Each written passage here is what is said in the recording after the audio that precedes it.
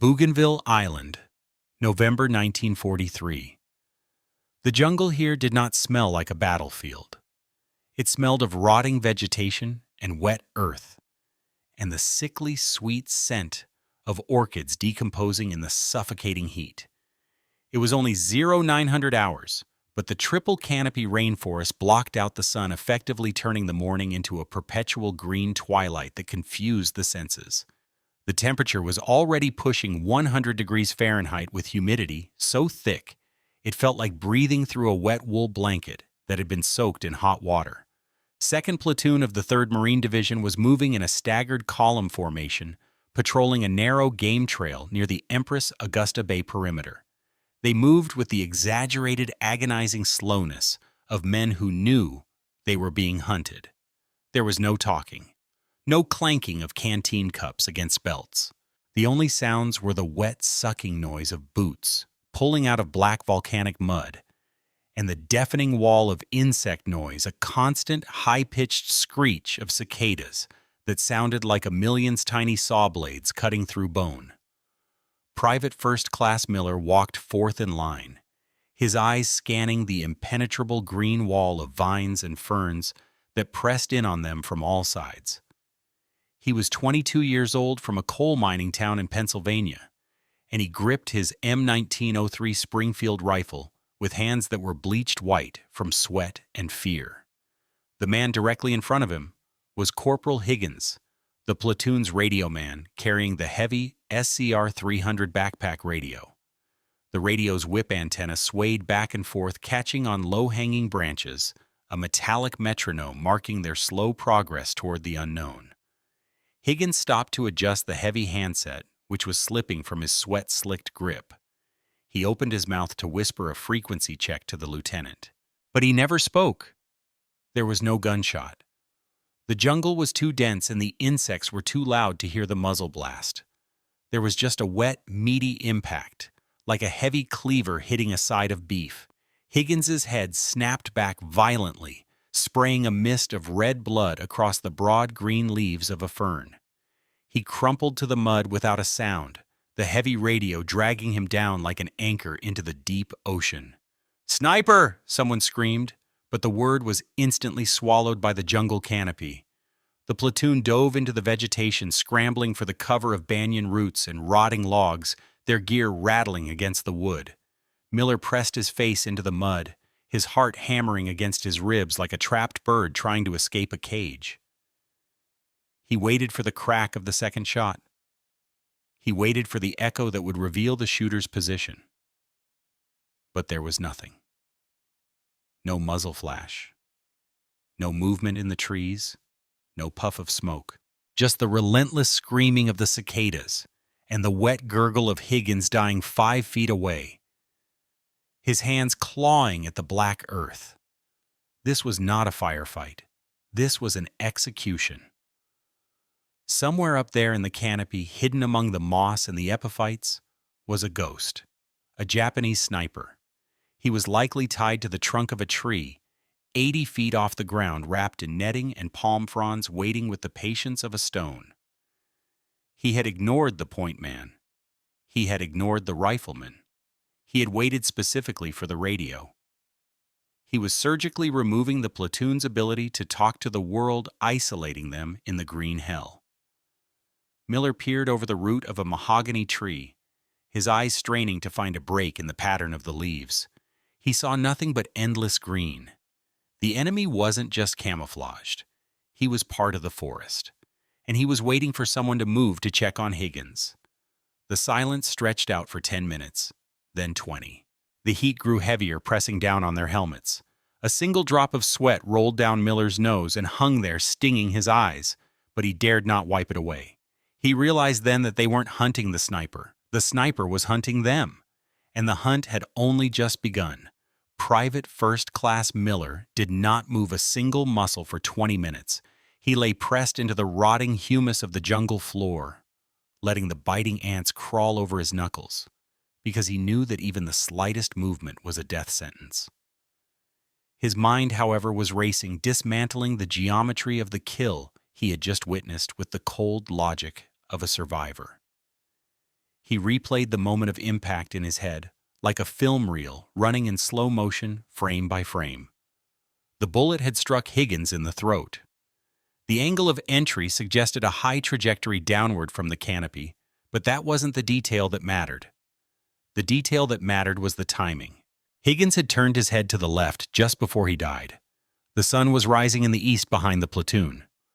For a split second, the glass face of the radio handset had caught the morning light. A flash, a glint, and then the bullet. The sniper wasn't just watching for movement, he was watching for the unnatural reflection of light that did not belong in the jungle. In this green hell of matte organic textures, anything that shined was a target. Miller looked at his own rifle, the M1903 Springfield. The bolt handle was polished steel. The scope, if he had one, would be a beacon calling for death. But he didn't have a scope. He was a rifleman, not a sniper. Yet he realized with a cold clarity that he couldn't fight what he couldn't see. He needed to make the ghost reveal itself.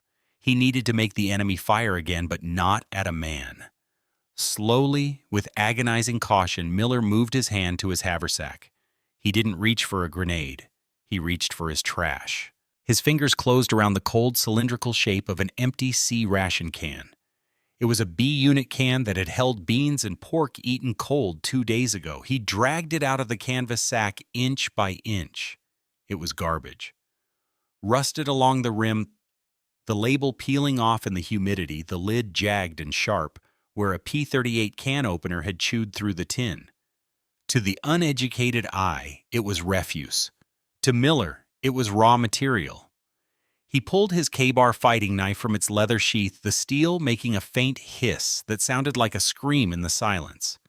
He didn't raise his head. Working entirely by feel in the mud beneath him, he began to modify the can.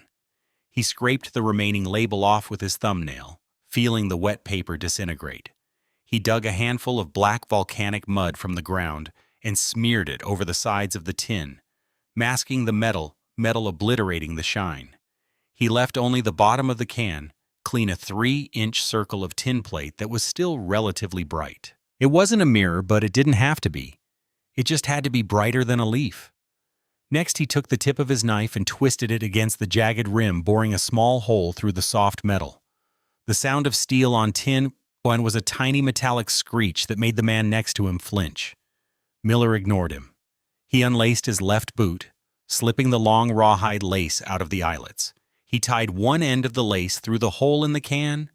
He tested the knot, pulling it tight. It held.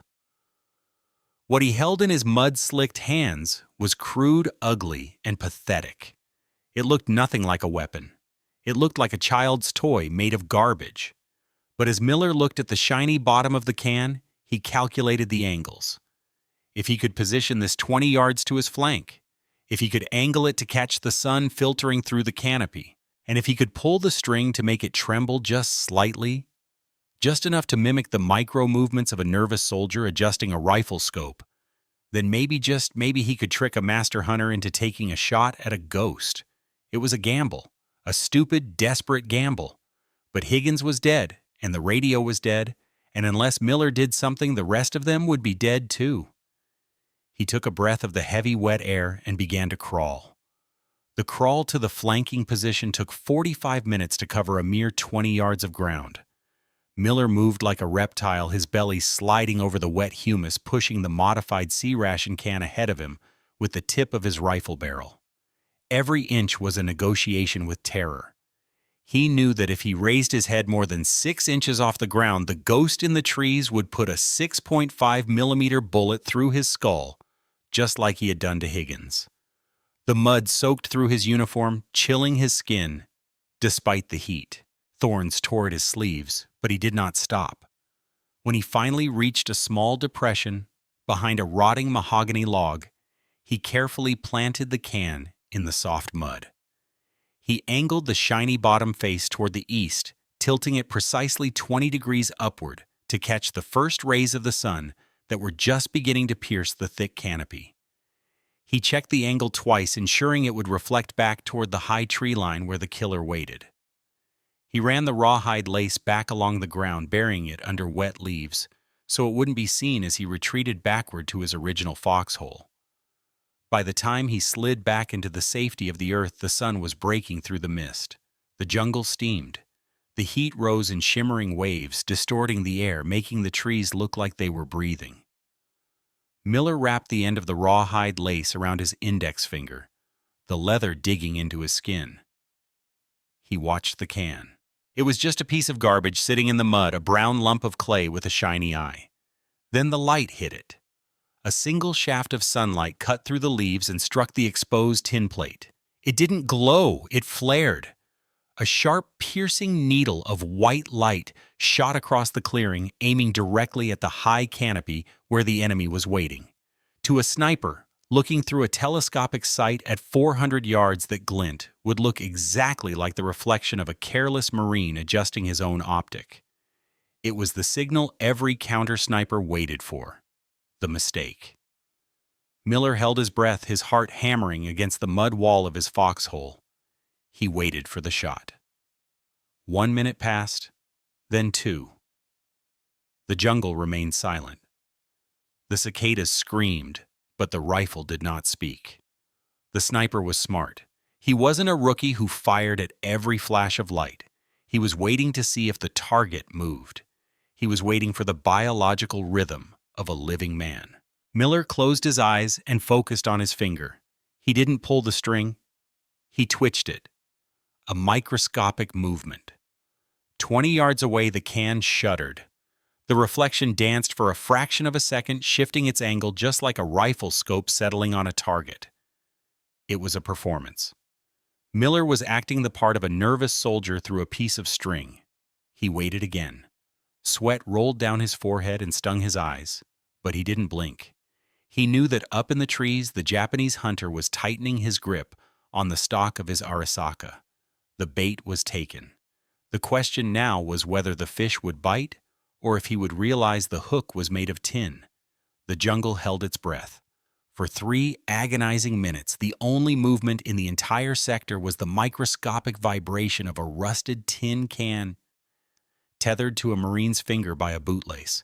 Private Miller lay in his foxhole, his body pressed so hard into the mud that he could feel the pulse of the earth.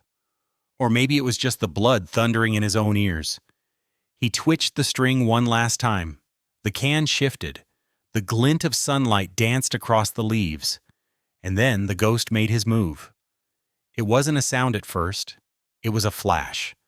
High up in the canopy, about 80 yards away and 40 feet up a mahogany tree, a tiny blossom of yellow fire erupted from the darkness. It was the muzzle flash of a Type 99 Arisaka rifle. A split second later, the crack of the gunshot tore through the silence, whipping past Miller's flank and slamming into the mud near the decoy with a violent thwack. The Japanese sniper hadn't missed. He had simply shot the wrong target.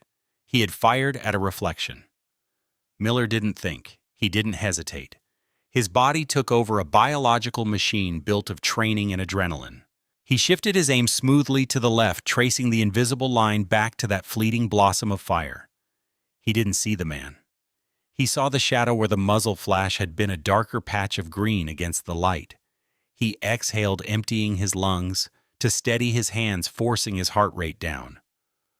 The front sight of his Springfield rifle settled on a dark patch of moss between 2 heavy branches. He squeezed the trigger. The rifle kicked hard against his shoulder, the heavy .3006 caliber round exiting the barrel at 2,800 feet per second. The sound was deafening, a thunderclap that shattered the jungle's quiet and sent birds screaming from the trees. Miller worked the bolt instantly, the mechanical clack-clack sounding loud in his ears, ejecting the spent brass casing and chambering a fresh round his eyes, never leaving the iron sights. He waited for the return fire. He waited for the sting of a bullet that would end his life. But the trees did not fire back. Instead, there was a different sound, a thrashing noise, like a heavy sack of wet grain falling through foliage. Branches snapped, leaves tore. And then, with a heavy final thud, something hit the jungle floor. The silence that followed was heavier than before. It was the silence of a verdict rendered. "Cease fire," the lieutenant whispered, though no one else was shooting. The platoon moved up slowly, rifles raised, converging on the base of the mahogany tree. Miller stood up, his legs trembling violently as the adrenaline dump hit his system, leaving him feeling weak and hollow. He walked toward the flanking position first. He needed to see it. The C-ration can was lying in the mud. It was no longer a can. The sniper's bullet had punched clean through the center of the tin, tearing the metal apart. The shot had been perfect. If that can had been Miller's head, he would be dead. The Japanese sniper hadn't missed. He had simply shot the wrong target. Miller swallowed hard bile rising in his throat and walked over to where the platoon had gathered around the fallen enemy. The body lay twisted in the roots. The sniper was small, wiry, dressed in a ghillie suit made of netted palm fibers that rendered him invisible even from 5 feet away. He was tied into the tree with a rope harness, which was why he hadn't fallen immediately. His rifle, a Type 99 with a long telescopic sight, lay beside him. Miller looked at the scope. The glass was wrapped in cloth to prevent reflection. This man was a professional, a master of his craft. He had done everything right, except for 1 second of curiosity. The lieutenant looked at Miller, then at the shredded tin can in his hand. He didn't say good job, he didn't offer a medal. He just nodded a grim acknowledgement of the geometry of survival. "Move out," he ordered. "We have a patrol to finish." Miller dropped the can. It landed in the mud beside the dead man's boot. A piece of rusted garbage and a master sniper both left to rot in the Bougainville heat. The platoon formed up and marched on, swallowing the fear, pushing deeper into the green hell. Miller checked his safety and wiped the sweat from his eyes. He was still alive. Not because he was a better shot, not because he was a hero, but because in the brutal calculus of war, sometimes a piece of trash is worth more than a rifle. The jungle closed in behind them, and the insects began to scream again, erasing all evidence that the duel had ever happened.